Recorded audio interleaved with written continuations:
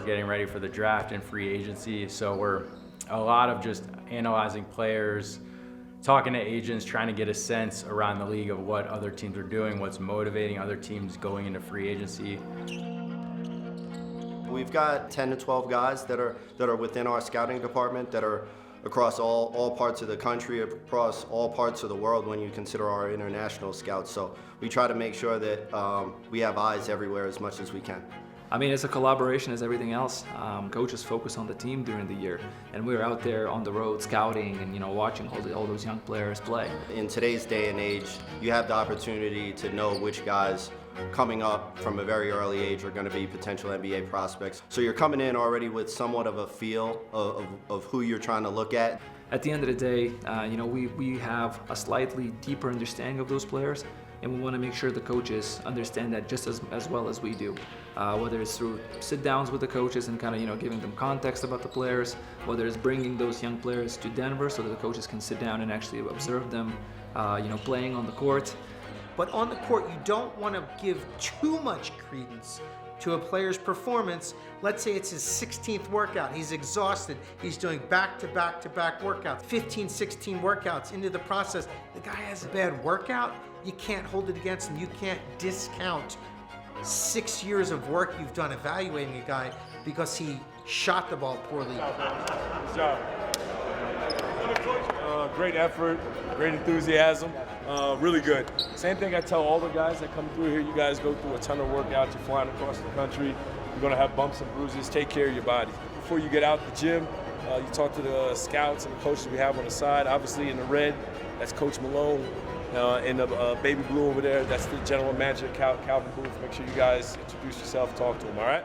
Where the most value comes from these draft workouts is when the players sit down with us. We get a chance to talk to them, kind of get to feel them out as people.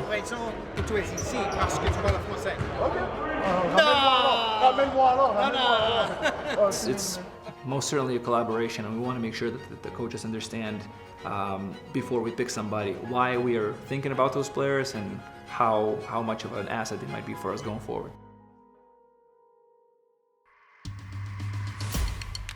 Yeah, I think there's a palpable excitement, the culmination of a year's worth of scouting, and you're going to add a new young nugget to the team, and I think that's always an exciting prospect to think about. Yeah, didn't get a chance to go home and change, so a little casual, but we'll figure it out. Tonight is round one of the NBA draft, and I'll give you ESPN's latest mock draft that they have and who they have the Nuggets slated to pick. It's not going to be a surprise if you've been paying attention to this. At number 28, they have the Nuggets taking DaRon Holmes.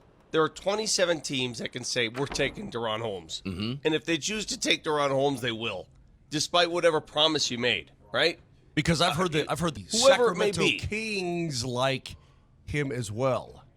There's always the conversation of whether it's talent versus fit. When we look at us as an organization, first of all, we're always looking for high character guys and guys that are going to fit within our culture. When your best player, when the 3-time most valuable player is a great guy, he's a great teammate, he is capable of making everyone around him better, you want to have those surrounding cast members be moldable. You want them to be able to become better through that. That's in your core, and that if you start that at the top, everything will trickle down to the bottom, even into the G League setting. We just don't have time for jerks. You can't win a championship without high character and smart guys.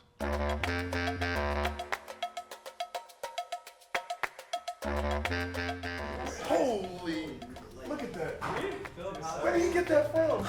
Well, we've got a bunch of interesting, fun personalities. Jared Jeffries will try and bring some levity into the room. We'll bust each other's chops. 24 NBA draft is after this. All right, boys, so you guys playing for lives on this one? 8. We're going to get 8 way. I'm calling 17 out of 30, the first 30 is 21 out of 40.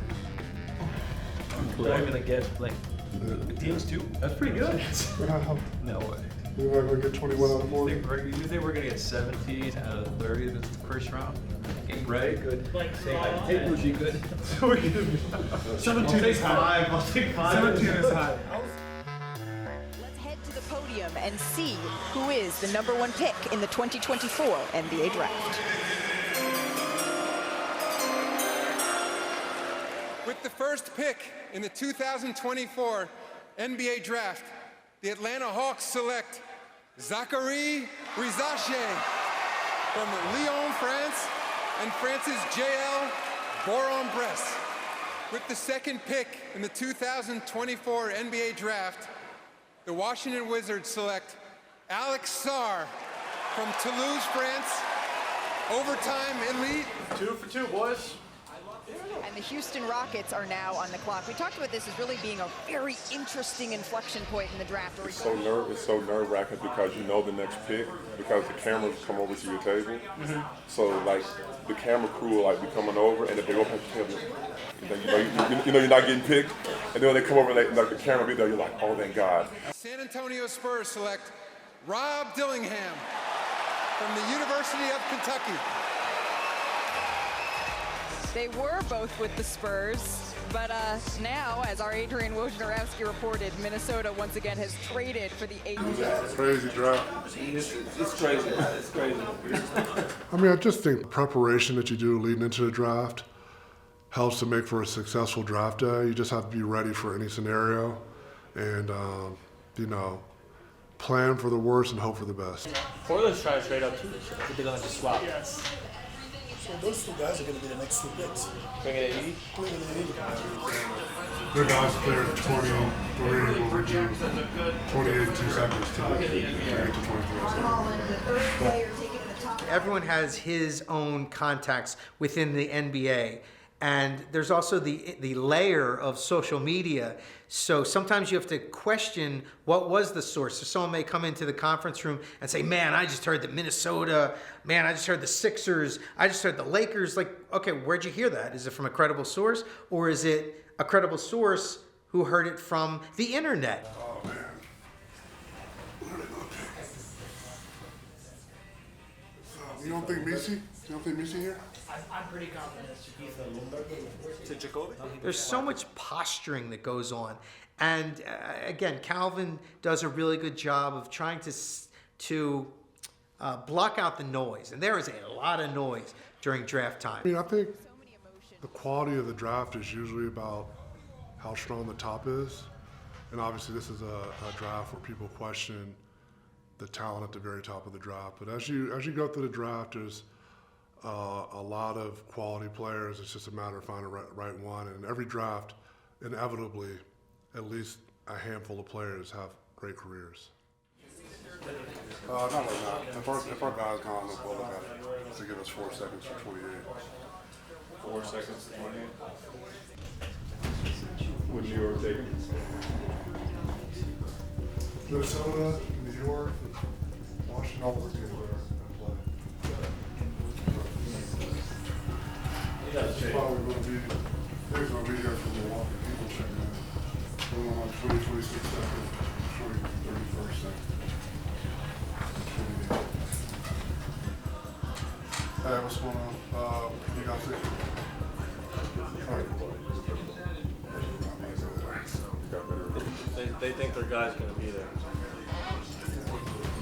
That was conditional if their guy was not there. With the 20th pick, the Cleveland Cavaliers select Jalen. Hey, what's going on? Are you 28 and 2 seconds for 22? Your choice. That's the third pick.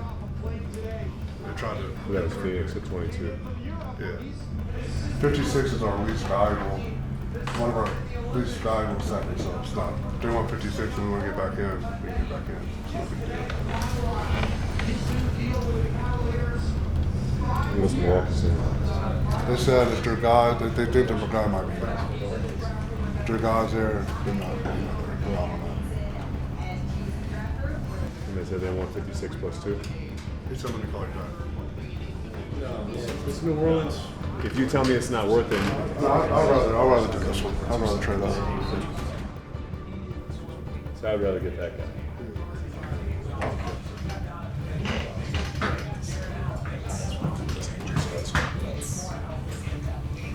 Hey, what's up? Does 56 and the two futures get it done?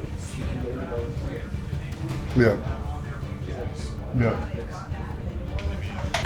So 56, 20, 26, and like 2031. Second. We got number 22. Sweet. All right, Maddie, I got Cal here. He's gonna. Maddie, you ready? Yeah, I'm ready. Deron Holmes. Deron Holmes. Yep. All right, cool. We're calling it right now. All right. Thanks, Maddie. 22nd pick in the 2024 NBA Draft, the Phoenix Suns select Deron Holmes II from the University of Dayton.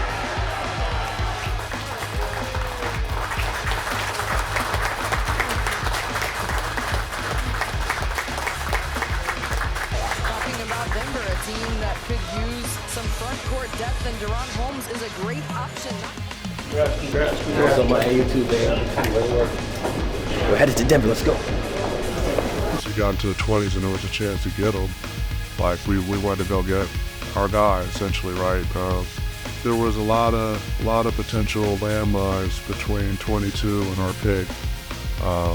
So I think, especially having a division rival in front of us that probably, values the guy too. So, I think it was just important for us to get ahead and get our guy.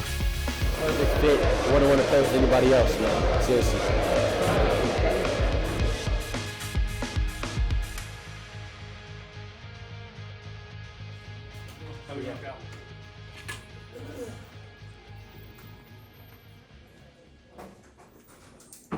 I really don't know how a two-day draft is going to work, man. There was such a collective sigh of relief historically at the end of day one, the only day of the draft. I think it slows it down. It allows for more assessment and what you're going to do with your Exhibit 10 contracts in two ways. You could rejoice, like, okay, cool, we got this guy, we didn't get that guy. Now we're going to have this break in between. I'm not sure if the idea is let's stay up as late as we can, trying to get deals in place, try to see what we're going to do with two-way contracts, or if we're going to be able to chill and get up early the next morning and attack day two. I don't know. Yeah, I need a little bit of that cream and sugar. Good afternoon, and welcome to the first ever day two for the second round of the 2024 NBA Draft. The 31st pick belongs to the Toronto Raptors, who have 4 minutes to make their selection. So now we should consider our depth chart with two ways. So the two-way deal is you can be with the parent club for 45 games you can play. So that's the max. So you can't play every game with the Nuggets, but the Nuggets can utilize you when they need you. But if you're not playing, we can send you the gold and you could do well there. Colin Gillespie was a G League All-Star this year. He was exceptional for the gold, and it helped him stay ready. So when the Nuggets needed him, he was looser and ready to contribute. So that's ideally what you want for your two-way players. Is there any chance that there's going to be a traffic jam with the assets, with people trying to get off of them, especially next summer? Is that going to start this summer? Especially basically everybody trying to get off certain contracts. I think that's the never-ending conflict, right? As far as how do you grow your team over time? So anybody do 3 unprotected picks seconds? Reggie?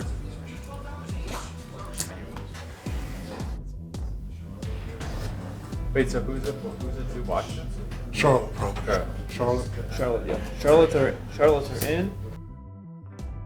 The news just keeps pouring in. Woj, you literally just broke a trade a couple of minutes ago. What can you tell us that's going down between Denver and Charlotte? Yeah, Denver is trading their guard Reggie Jackson to the Charlotte Hornets. That gives Denver certainly some salary cap relief, luxury tax. They have a big number. They have a lot of players they have to pay.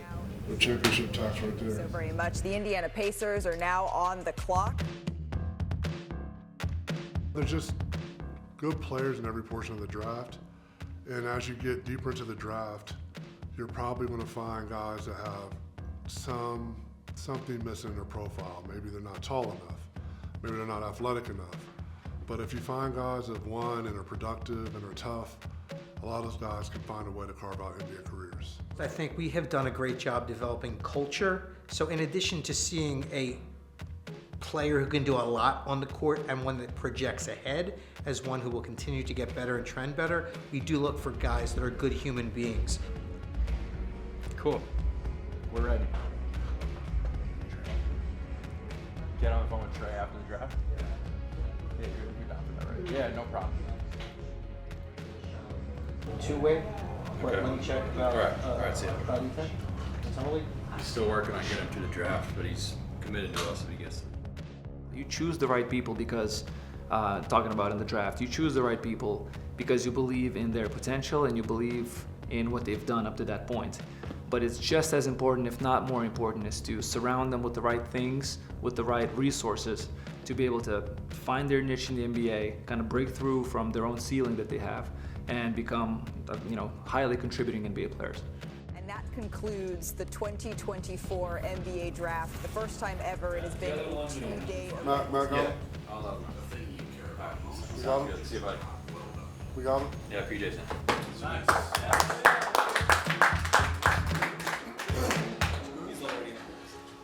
It's really fun to make a connection with somebody from a basketball standpoint, but also from a personal standpoint, and end up actually calling them and congratulating them when they join the Nuggets and see their journey with us. It's one of the most rewarding things we do as front office. Trey, hey, it's Ben Tenzer with the Nuggets. How you doing, man? Good. I just want to say congrats. We're ecstatic to have you. We just talked to Clevin, so I just want to put our general manager, Calvin Booth, on real quick. Hold on 1 second. Hey, what's up, Trey? Hey, how you doing, man? So excited to have you. You're going to be a Nugget for a long time, hopefully. So can't wait to get you here and start working with you. I think you got a lot of upside. We'll be looking forward to getting to your town. We'll get you in contact with Morgan Montgomery and have you talk to Coach Malone and everything. So, but we're really excited, man. All right. Look forward to seeing you.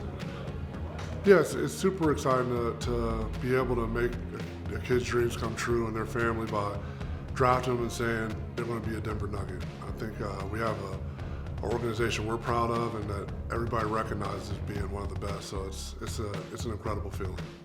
All right. That's a wrap.